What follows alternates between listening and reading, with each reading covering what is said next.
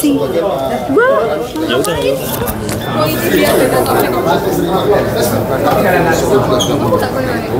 ada tema-tema lain yang berkaitan dengan masyarakat adat dan desa ya, memang bukan pengalaman beliau. Nah, kami sudah menyusun beberapa hal yang berkaitan dengan transisi ekonomi, transisi energi yang berkeadilan dan inklusif, yang memungkinkan kita, posisi Pak TKN Prabowo Mas Gibran adalah kita secepatnya melepaskan diri dari ketergantungan pada energi fosil, ya. Dan kita mencoba untuk bersama-sama, karena persoalan lingkungan ini persoalan berkaitan dengan lokal, nasional, tapi sebab-sebabnya global juga ya. Nah, kita ingin mengurangi emisi agar ada kesepakatan bersama, karena soal lingkungan ini tidak bisa sekedar nasional, tapi harus global juga. Nah, kami ingin ada transisi energi yang bersih, dan kita yang paling bagus adalah karena memang teknologi sudah memungkinkan itu. Hari ini teknologi bersih hanya bisa dimungkinkan jika perjalanan karbon itu dibersingkat. Dari tempat produksi energi sampai konsumen energi, semakin panjang jaraknya, semakin melahirkan banyak karbon produksi. Nah, kita yang mendekatkan teknologi sekarang memungkinkan produksi energi terbarukan itu portable, bisa dipindah-pindahkan, ya, otonom dan modular sifatnya, bisa dibongkar pasang sesuai kebutuhan. Kemudian di level biasanya kan yang membutuhkan energi baik kan industri. Teknologi manufacture, teknologi pengolahan sekarang kan sudah namanya 3D printer, mesin cetak 3 dimensi, sehingga proses manufacturing harus nanti ke depannya ada di pabrik-pabrik besar, bisa saja di industri rumahan atau industri berbasis desa atau kampung, yang itu bisa mendekatkan dia dengan sumber-sumber energi terbarukan. Jadi itulah jadi posisi Pak Prabowo dan Mas Gibran yang akan ada nanti adalah bagaimana kita memanfaatkan teknologi energi yang lebih modular, otonom dan portable tadi itu, sehingga kemudian bisa mengurangi karbonisasi. Kita ingin menuju dekarbonisasi. Itulah bersih, satu bersih tentu saja teknologi. Kedua, dengan mendekatkan pada proses sumber produksi energi dan mendekatkan produksi energi dengan industri pabrik, maka inklusi keadilannya akan terbangun.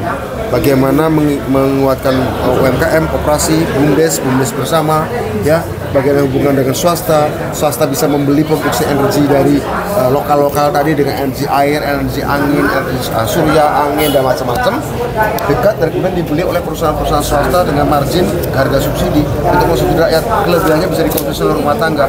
Itulah energi transisi yang inklusif, bersih dan berkeadilan. Saya kira itu. Bang, tapi kan ini soal agrarianya kan dikhawatirkan kan dari rivalnya Pak Prabowo soal food estate lagi nih ya.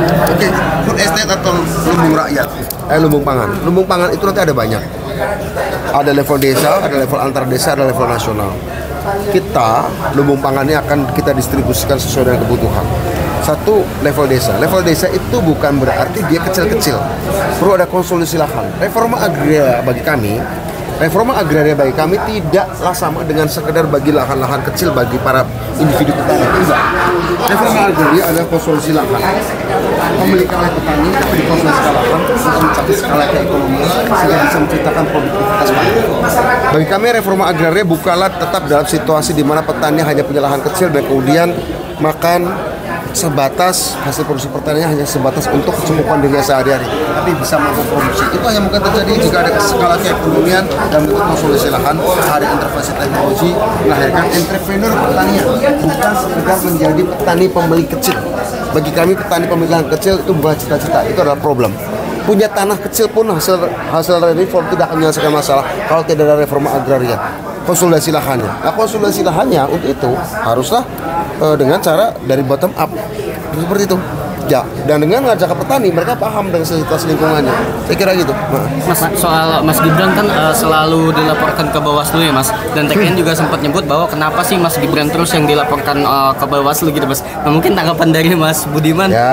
Ya kita bertanya saja. Sekarang ini ada isu, saya dapat video surat suara di Taiwan sudah dicoblos ke paslon nomor 3. Itu kecurangan bukan? Atau kenapa kami terus yang dianggap seolah kami adalah sumber kecurangan, seolah kami adalah yang jadi pelaku, padahal kami juga menjadi korban. Bahwa ada calon yang sudah ditoblosin, ya harus adil dong Bawaslu, ya kan jangan sampai kita hanya sedar kita menjadi korban, kita malah dituduh melakukan kecurangan. Saya kira aneh. Ya. Mas, ada strategi khusus nggak untuk mengantisipasi adanya persenggolan antara paslon 1 dengan paslon 3 mengingatkan di debat sebelumnya? Nah, ini agak aneh. Undang-undang pemilu mengatakan setiap pasangan capres cawapres itu harus berkompetisi. 1 lawan 2, 2 lawan 3, 3 lawan 1. Kan gitu ya. Kalau untuk berkompetisi saling melawan, saling bersaing ini malah ada yang berkolaborasi, kan aneh. Undang-undang menyuruh kita bertarung, undang-undang menyuruh kita bertanding, kok malah ada yang bersanding. Kalau mau bersanding nantilah kalau ada putaran kedua, itu pun kalau ada putaran kedua. Ya kan? Kita ingin, jangan-jangan karena mereka tahu hanya ada satu putaran, maka mereka kemudian bikin bersanding sejak awal. Yang aneh, satu, itu pasti mengecewakan pendukungnya. Yang dikecewakan bukan kami loh, yang dikecewakan pendukungnya loh. Kalau pendukung 02, 1 sama 3 bersanding, kita santai-santai aja. Yang nggak santai, yang marah, yang tersinggung harusnya pendukung 1 dan pendukung 3. Gua dukung 1, gua dukung 3. Lo lawan kayak yang 2. Pendukung 1 kira-kira gini. Kita jagoin 1 agar you mau ngalahin yang 2, ngalahin yang 3. Yang pendukung 3 pun mengatakan kita dukung 3 agar kamu mengalahkan yang 2, mengalahkan yang 1. Kan itu. Makanya semangat, keluarin duit, cetak baliho, cetak spanduk, capek-capek kampanye, ya kan? Iya. Kok nggak bertanding? Ini akan discouraging, ini akan mematahkan semangat para pendukungnya. Kau bayangin, kamu nonton ke GBK misalnya, Timnas Indonesia lawan Malaysia untuk bertanding piala apa, kayak piala Tiger, kayak Timnas Indonesia Malaysia, dia udah pakai kaos merah gitu kan, apalah PSI menang gitu. Terus ketahuan mereka kong kaling kong, ternyata sudah diatur di belakang layar, jangan bertanding, kita santai-santai aja, kita bikin draw. Kamu kecewa nggak sebagai pendukung Timnas Indonesia?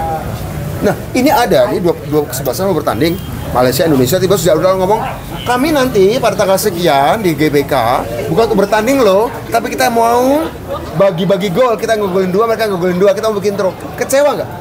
Kira-kira sama seperti itu pendukung 1 dan 3. Bang, soal Bang Ara nih Bang Maru Ara. Ya itu catat tuh ya, penting ya. Soal Bang Maru Ara. Bener nggak? Masuk akal nggak? Nggak dulu. Masuk akal nggak? Nah, iya. itu sama seperti pendukung Timnas Indonesia mau lawan Malaysia udah diumumin kita nanti nggak bertanding, kita akan nanti berbagi gol. Ya. Itu pendukung 1 dan 3 akan kayak gitu. Ketika elit-elitnya ngomong kita akan bersanding, berkolaborasi, itu aja. Oke? Apa Bang Ara? Bang Ara Maru Ara Sirait kapan nih masuk TKN-nya Bang? Oh nggak tahu, itu harus tanyakan pada beliau. Saya bukan divisi rekrutmen TKN. Ya, tapi saya bukan divisi rekrutmen TKN. Alasannya nanti tentu saja beliau jauh lebih tahu, dan saya bukan divisi rekrutmen TKN, saya bukan juru bicara Bang Ara, ya. Jadi monggo tanyakan pada beliau. Saya harapannya ya. Pasti masuk TKN. Harapannya saya begitu. Tapi tanya untuk kepastian hanya beliau yang tahu. Masuk partainya partai PSI atau apa? Oh nggak tahu juga, itu saya nggak tahu. Jangan kan ya, saya juga nggak tahu masuk partai mana. Saya kan jomblo sekarang. Infonya partai yang ada di Kim, Bang. Apa? Infonya partai yang ada di Kim. Ada partai di kalau banyak bareng sama Bang Ara mau masuk PSI berdua sama Abang. Kata siapa? Iya. Ada aja nih isunya nih. Nggak ada, belum. Budiman kan disiapkan Pak Jokowi menjadi dewan pembinanya PSI sama Bang Ara. Oh nggak tahu saya nggak tahu. Masa sih? Ke istana. Oh enggak. Itu dipanggil ke istana kan Bang Ara. Saya kan mainnya di warung aja saya. Enggak ada. Saya sampai sekarang saya bingung mau jomblo. Masih jomblo saya nih. Ibaratnya baru cerai, belum ingin nyari istri lagi gitu ya. Masih nyari-nyari. Menikmati masa bujang politik dulu kita. Ya kan? Ada isu katanya Bang Ara sama Bang Budiman keluar dari PDIP karena jatah itu nggak dikasih sama Bu Mega. Jatah apa? Enggak ada. Kalau kayak gitu kita dari dulu sih ya. Tapi masalahnya kan kalau penjelasan saya ke Pak Prabowo udah lama, udah banyak dari media banyak, nggak usah diulang-ulang lagi. Tapi intinya adalah memang hari ini Indonesia butuh kepemimpinan strategik dan visioner, dan itu saya temukan di Pak Prabowo. Itu aja, sesimpel itu. Ya, Bang, satu lagi Bang. Beberapa waktu lalu Nasdem sempat. Tadi soal tim sepak bola, kutip boleh detik ya. Lo yang tanya soalnya, gimana? Waktu itu juga Nasdem sempat nyeletuk bahwa ketika putaran kedua terjadi akan membuka ruang juga untuk diskusi dengan paslon 02. Nah, 02 akan membuka juga nggak Bang kira-kira kalau andai kan sejak awal Pak Prabowo itu tidak mencari musuh, kita mencari kompetitor, bukan mencari musuh yang harus dimusnahkan. Tentu saja kalau sejak awal juga Nasdem mau gabung di kira kita juga oke aja, terbuka kita. Saya kira nggak ada masalah, ya kita terbuka siapapun. Tapi walaupun izinkan kami untuk berjuang untuk kalau bisa sekali putaran, kalau bisa, ya. Dan itu bukan menutup hak demokratis ya. Itu kan upaya kami, ya. Ya. Tapi kalau misalnya ke sana pun ya kita terbuka. Ya, kita terbuka. Begitu, Mas. Ya. Siap, Mas. Ya, makasih, Mas.